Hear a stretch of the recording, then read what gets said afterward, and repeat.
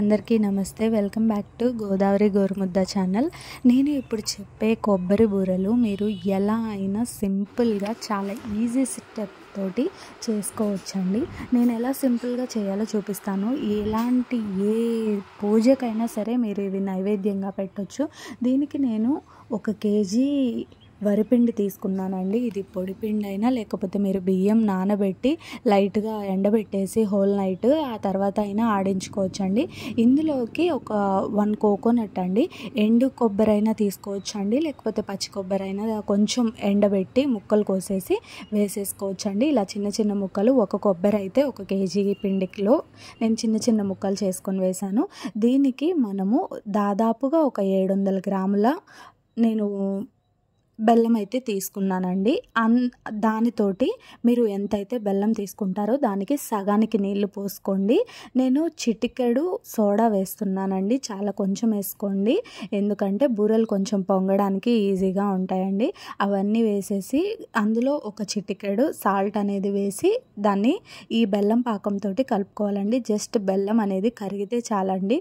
ఒక 5 మినిట్స్ అండి, ఒక మీడియం ఫ్లేమ్లో పెట్టేసి ఇలా తెరలేంత వరకు బెల్లం అంతా కరిగిపోయిన తర్వాత దించేసి మనం నీట్గా అందులోకి కలిపేసుకోవాలండి. ఈ బెల్లం పాకంలోనే మీరు ఇలాచీ పౌడర్ వేయాలంటే వేసుకోవచ్చండి. కొంచెం పచ్చకర్పూరం కూడా వేసుకోవచ్చండి, కొద్దిగా నిల్వ ఉంటాయి. ఇందులోకి కొంచెం చిటికెడు సాల్ట్ అయితే నేను ఇప్పుడు యాడ్ చేశానండి.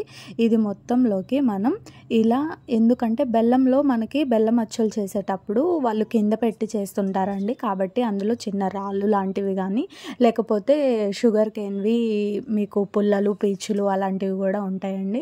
కాబట్టి తినేటప్పుడు పంటి కింద గరగరం అని పడుతుంటాయి. కాబట్టి దీన్ని తేరు పోసుకొని, చూసారా అక్కడ నలకల్లాగా ఉన్నాయి, అలా ఫస్ట్ ఒక 2 గరిటెలు వేసి పిండికి ఫస్ట్ ఆఫ్ ఆల్ కొంచెం కొంచెంగా కలుపుకోవాలండి. ఒకేసారిగా కలిపేయకండి, ఎందుకంటే ఇందులోకి మనం వాటర్ ఇంతే వేయాలని లేదండి. మనం దోశ బ్యాటర్ కంటే ఇంకా కొంచెం చిక్కగా ఉండాలండి. మనం మామూలుగా పప్పూర్ణాలు చేస్తాం కదండి, పూర్ణం బూరెలు, ఆ పూర్ణాలకి ఎలా అయితే మనం చిక్కగా ఉంటుంది కొంచెం పూర్ణాలు వేయడానికి, అలా కొంచెం చిక్కటి పిండి చేసుకోవాలండి. అప్పుడు బూర అనేది మనకి పొంగుతుంది. కాబట్టి మీరు కొంచెం కొంచెంగా, ఇంకా పాకం తర్వాత ఒకవేళ ఇది స్లర్రీ అయిన తర్వాత ఇంకా పాకం ఉంటే అది మీరు ఏ చక్కెర పొంగల్లోకో అలా ఫ్రిడ్జ్లో పెట్టేసి వాడుకోవచ్చండి.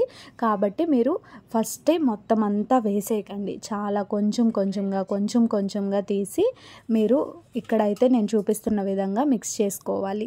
ఇలా అయితే మీరు బాగా స్లర్రీ పేస్ట్ చేసిన తర్వాత మనం ఫస్ట్ ఆయిల్ని రీహీట్ చేసుకోవాలి, అందులో వేసేయడమేనండి.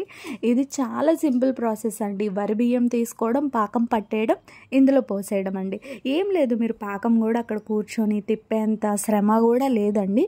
జస్ట్ హీట్ అయితే చాలు. ఇందులోకి బెల్లం ఇంతే తీసుకోవాలని లేదండి, మీరు ఎంత తీపి తింటారో అంత వేసుకోవచ్చండి. నిజంగా అందులోకి మీరు ఎంత బెల్లాన్ని తీసుకున్నా కూడా అభ్యంతరమే లేదండి. కాకపోతే నీళ్ళు అనేవి మీరు చూస్తూ వేసుకోవాలి. ఇక్కడ నేను ఆయిల్ హీట్ చేసుకున్న తర్వాత ఫస్ట్ ఆఫ్ ఆల్ మీరు ఇలా పైనుంచి ఎత్తిపోయకూడదండి. మీరు పోసేది ఇట్లా తీసి ఊడ్చిన తర్వాత చిన్న చిన్న పక్కకి పడుతూ ఉంటాయండి. అలా పడకుండా గరిట అనేది తుడిచేసి అమాంతం వదిలేయాలండి లోపలికి. పైనుంచి ఎత్తిపోయడము అండ్ ఒక బూరె పొంగిన తర్వాత పక్కకి నెట్టి ఇంకో బూరె అది పొంగిన తర్వాత మాత్రమే పోసుకోవాలి. మీరు వెంటనే పోసేసారనుకోండి అది పొంగదు, ఒకదానికొకటి అతుక్కుంటుంది. కాబట్టి నేను చూపిస్తున్న విధంగా చాలా కొంచెం స్లోగా వెంటనే అలా వదిలేయాలి, అంతే అండి. అది కొంచెం సేపటి తర్వాత ఇలా పొంగుతుంది. ఇలా పొంగిన తర్వాత మాత్రమే ఇంకొకటి మీరు యాడ్ చేయాలి.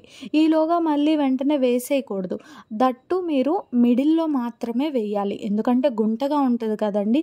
సైడ్ వేసారనుకోండి అది అక్కడి నుంచి జారి మిడిల్లోకి పడడం అట్లా జరుగుతుంది. నేను ఇక్కడ గుంటది తీసుకున్నాను కాబట్టి మీరు ఏం చేస్తారంటే కొంచెం వెడల్పాటి ప్యాన్ ఉంటుంది కదండి, మామూలుగా ఫ్రైలు అవి చేసే ప్యాన్స్, అందులో అయితే ఇంకా పర్ఫెక్ట్గా వస్తుందండి. బాగా డీప్ ఫ్రైకి ఆయిల్ కొంచెం ఎక్కువ పోసుకున్నా కూడా అందులో పర్వాలేదు. నేను ఇక్కడ గుంటది తీసుకున్నాను కాబట్టి బాండిల్ అనేది ఇందులో కొంచెం మధ్యలో మిడిల్లో మాత్రమే వేయాలండి. అది అందులో ఇంకా చాలా పర్ఫెక్ట్గా వస్తుందండి. ఒక 2-3 పూర్ణాలు ఇట్లా బూరెలు అనేవి కొంచెం ఫస్ట్ ఇలాగే వస్తాయి. ఆ తర్వాత ఆయిల్ అనేది బాగా హీట్ అయ్యే కొద్దీ వెంటనే పొంగుతుంది. మీరు పూరీలు వేసేటప్పుడు పొంగిస్తారు కదండి, పక్కన నూనె అనేది బూరెల మీదకి పూరి మీదకి వేస్తూనే ఉంటారు కదా, అలానే ఇది కూడా కొంచెం సప్రెస్ చేస్తూ ఆయిల్ అనేది దాని మీదకి వేస్తూ ఉన్నాం అనుకోండి, చాలా సింపుల్గా ఈజీగా పొంగుతుందండి. ఇలా పైకి వచ్చిన తర్వాత కొంచెం ఆయిల్ అనేది దాని మీద పోస్తూనే ఉండాలి. మనం కొంచెం అట్లా దానికి వేస్తూ ఉన్నాం అనుకోండి, అదిగో నేను చూపించిన విధంగా అలా వేస్తూ ఉన్నామంటే చాలా ఈజీగా మన బూరెలు అనేవి పొంగుతాయండి. ఇందులోకి పచ్చి కొబ్బరి మాత్రం చెప్పడం మర్చిపోయాను, వెంటనే వేసేయకండి, ఎందుకంటే నిల్వ ఉండవు. ఇప్పుడు నేను చేసే ఉన్నాయనుకోండి, మీరు పాలు వేయలేదు, పచ్చి కొబ్బరి కూడా నేను యాడ్ చేయలేదు. నేను ఒక 3 days ఎండలో పెట్టిన కొబ్బరి కోసి వేసాను, ఎందుకంటే అందులో మాయిశ్చర్ తక్కువ ఉంటుంది, ఎక్కువ రోజులు మనకి నిల్వ ఉంటాయి. అది అనమాట సంగతి. అలాగే మీరు కూడా కొంచెం ఎండు కొబ్బరి వేసేసుకోండి డైరెక్ట్గా, ఏ బాధ ఉండదు. కోకోనట్ స్మెల్ అస్సలు రాదండి, ఎందుకంటే బెల్లము, ఇలాచీ పౌడరు, కొంచెం పచ్చకర్పూరం ఇవి అన్నీ కలిపి మనకి మంచి అరోమా, మంచి స్మెల్ వస్తుందండి. కాబట్టి మీరు ఎలాంటి కొబ్బరి అయినా యూజ్ చేసుకోవచ్చు, కాకపోతే దాన్ని బాగా ఆరబెట్టి మాయిశ్చర్ లేకుండా చూసుకొని వేసుకోండి.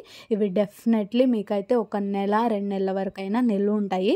2 నెలలు కాదులేండి, నెల ఉంటాయి, పర్ఫెక్ట్గా నెల ఉంటాయి.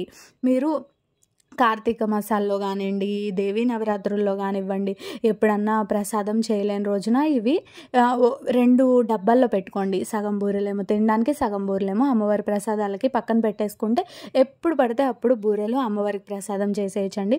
చూసారా నాకు ఎంత చక్కగా వచ్చాయో, అంతే చక్కగా మీరు కూడా చేసుకోవచ్చండి. నేను చెప్పిన విధంగా చిన్న చిన్న టిప్స్ చెప్పాను కదండి, మధ్యలోకి మాత్రమే పిండి వేయాలి, అంతే. ప్లఫీగా వస్తాయండి బూరెలు, చక్కగా పొంగుతాయి. నేను చెప్పినట్లు మీరు చేశారంటే చూడండి లోపల ఎంత బాగా పొంగిందో అండి.